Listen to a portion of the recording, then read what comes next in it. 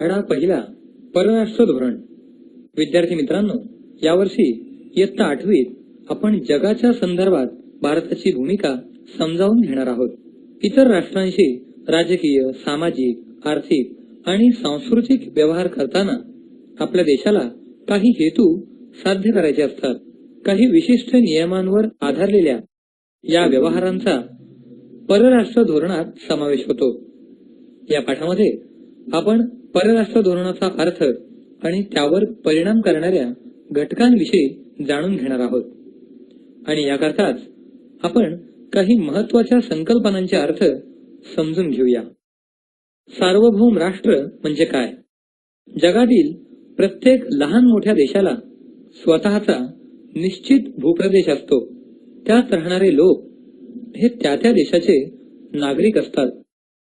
बाह्य नियंत्रण नसणाऱ्या आणि अंतर्गत क्षेत्रात सर्वश्रेष्ठ असणाऱ्या व स्वतंत्रपणे आपला कारभार करणाऱ्या देशांना सार्वभौम राष्ट्र असं म्हटलं जातं. याच अर्थानं आपला भारत हा सुद्धा एक सार्वभौम राष्ट्र आहे. अशा सार्वभौम देशाला आपल्या प्रदेशातील लोककल्याणासाठी आवश्यक ते योग्य निर्णय घेण्याचं स्वातंत्र्य असतं.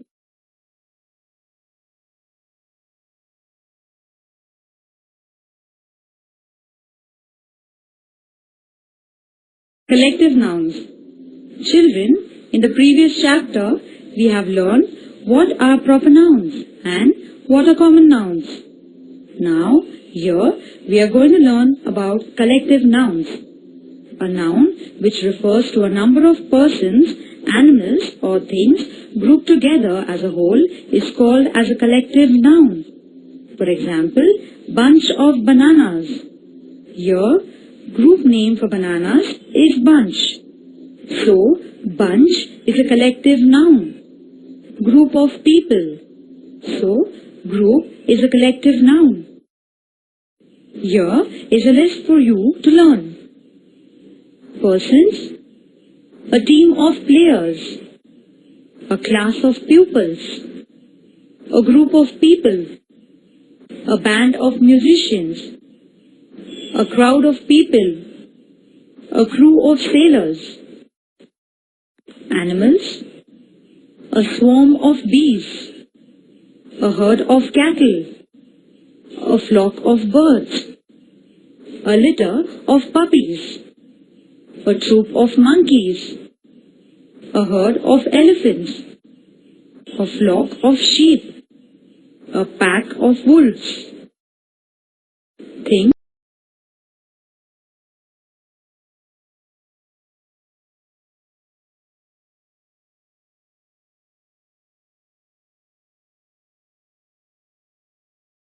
At 1.1 The Fountain. Glossary and Notes. Fountain, कारंजे. Full of light, पेजाने भरलेला. Leaping, झेपावणार. Flashing, चकाकणारा. Morn, morning, सकाळ. Moonlight, चांदणे. Waving, झुलत असतो. फ्लालाइट, फुलासारखा. ग्लो, वाहणे. स्टारलाइट, चांदण्याचा प्रकाश चांदणे. रशिंग, जोराने येणे जाणे. स्प्रे,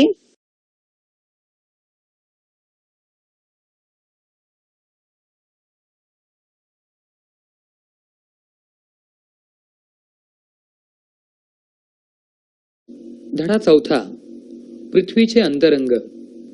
या पाठामध्ये आपण पृथ्वीच्या अंतरंगाची माहिती घेणार आहोत.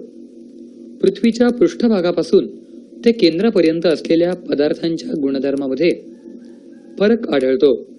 त्यानुसार पृथ्वीच्या अंतरंगाचे भूकवच, प्रावरण आणि गाभा असे 3 भाग मानले जातात. यामधील सर्वात बाहेरचा थर हा घन खडकांनी तयार झाला आहे. त्याला भूकवच असं म्हणतात.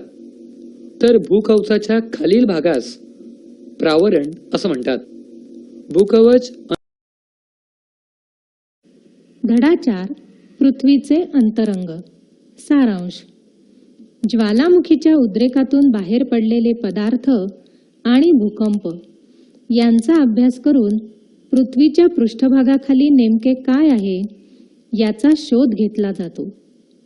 पृथ्वीच्या अंतरंगाचे भूकवच, प्रावरण व गाभा असे 3 भाग मानले गेले आहेत.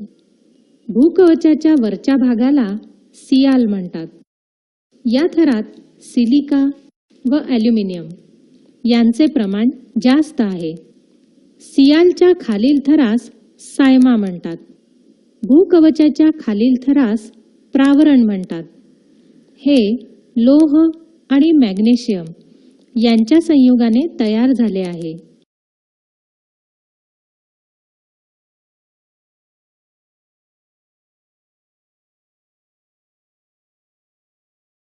पाठ सच्ची सुंदरता. नए शब्दों के अर्थ: राह, मार्ग, मुश्किल, कठिन, कदम, पग, गाथा, कथा, दम, ताकत, कुरूप, बदसूरत, भरम, भ्रम, पलने वाले, बढ़ने वाले. कविता का परिचय. सच्ची सुंदरता बाहरी नहीं होती, वो तो मन की सुंदरता होती है. जब हमारा मन अच्छे विचारों से भरा होता है तभी उसे सुंदर कहा जाता है. हमें अपने मन में अच्छे विचार करने चाहिए, बड़ों का आदर करना चाहिए, अच्छी बातें करनी चाहिए. हमें मन ही मन सभी का आदर करना चाहिए. हमें सभी के साथ समान व्यवहार करना चाहिए. हमें एक दूसरे का अभिवादन करना चाहिए. हमेशा अपने मित्रों की मदद करनी चाहिए. हमें हमेशा सच बोलना चाहिए और सच्चा व्यवहार करना चाहिए. हमें सभी का सम्मान करना चाहिए और किसी को नीचा नहीं दिखाना चाहिए. हमें एक दूसरे की मदद करनी चाहिए और गलतियों को क्षमा करना चाहिए. हमें बड़ों को प्रणाम करना चाहिए.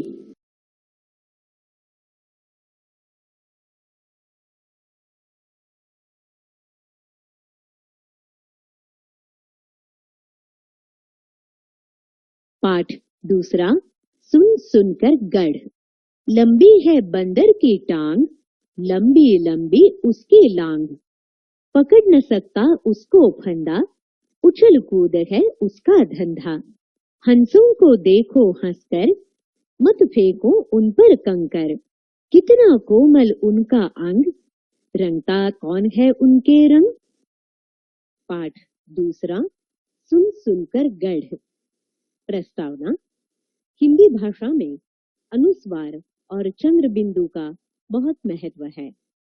इनमें जरा सी भी भूल हो जाने पर अर्थ का अनर्थ हो सकता है. सारांश. इस पाठ में दी गई 2 छोटी छोटी पद्य पंक्तियों के माध्यम से अनुस्वार और चंद्र बिंदु का अभ्यास कराया गया है. इस कविता में बंदर और हंसों का वर्णन किया गया है. शब्दार्थ.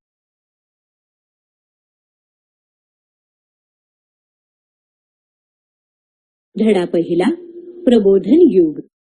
प्रस्तावना. प्रबोधन म्हणजे पुनरुज्जीवन. एखाद्या प्रांताचं आधुनिकीकरण हे प्रबोधनाद्वारे होत असतं. 15व्या शतकामध्ये युरोप खंडात विद्या आणि ललित कला यांचं पुनरुज्जीवन झालं. मध्ययुगीन काळातील भारतात प्रबोधनाद्वारे अनेक बदल, सुधारणा घडून आल्या. जीवनाच्या सर्व क्षेत्रांवर प्रबोधनाचा परिणाम झाला. या काळात माणसाला स्वतःची ओळख पटली. स्वतःच्या बुद्धीच्या विस्ताराविषयी त्याला जाणीव झाली. यातून जीवनाकडे बघण्याचा जगाचा दृष्टिकोन व्यापक झाला. विचारांच्या कक्षा रुंदावल्या. या सर्वांचा परिणाम जीवनाच्या प्रत्येक क्षेत्रावर, उदाहरणार्थ साहित्य, विज्ञान, तत्वज्ञान, तंत्रज्ञान, कला आणि इतर अनेक क्षेत्रांवर झाला. प्रबोधन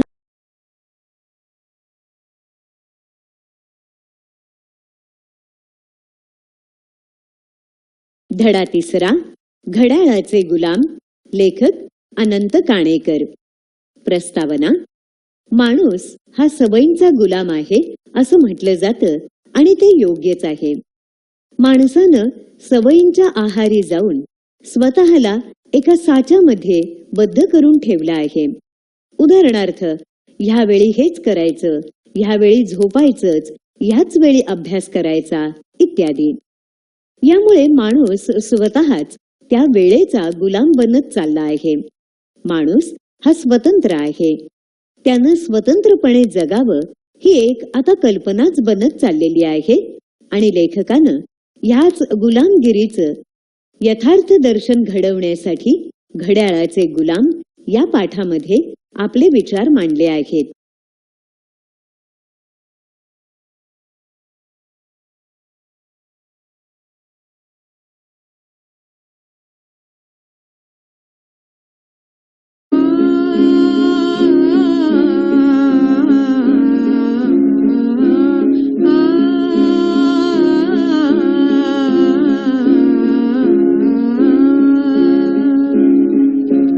हिरवळ आणि कपाणी तेथे स्फुरती मजला गाडी. हिरवळ आणि कपाणी तेथे स्फुरती मजला गाडी. निळीतुनी पाखरे पांढरी किलबिलतात धव्यानी. किलबिलतात धव्यानी. हिरवळ आणि कपाणी तेथे स्फुरती मजला गाडी.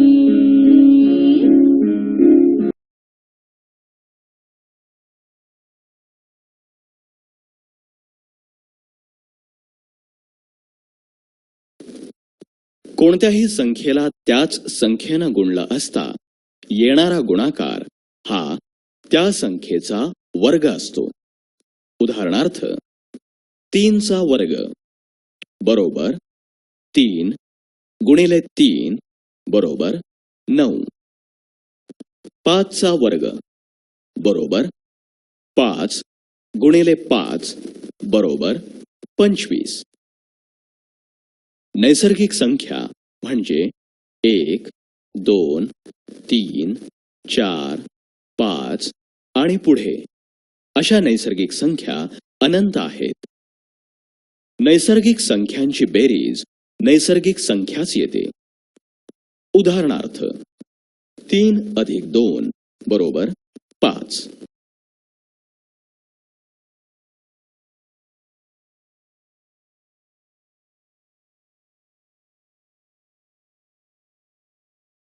द्वितीयः पाठः प्रारम्भः. छात्राणां परीक्षाः समाप्ताः. विरामदिनानां प्रारम्भे बालाः बालिकाः च एकस्मिन् शिबिरे सम्मिलिताः. तेषाम् एषः संवादः. विद्यार्थ्यांच्या परीक्षा संपल्या आहेत. सुट्टीच्या सुरुवातीला मुले आणि मुली एका शिबिरात जमलेली आहेत.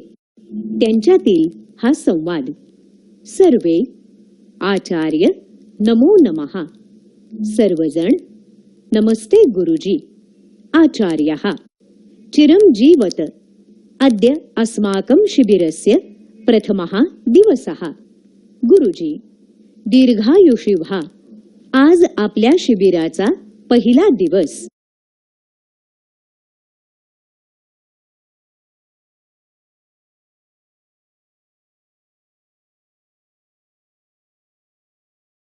धडा 1 तारे आणि आपली सूर्यमाला. प्रस्तावना.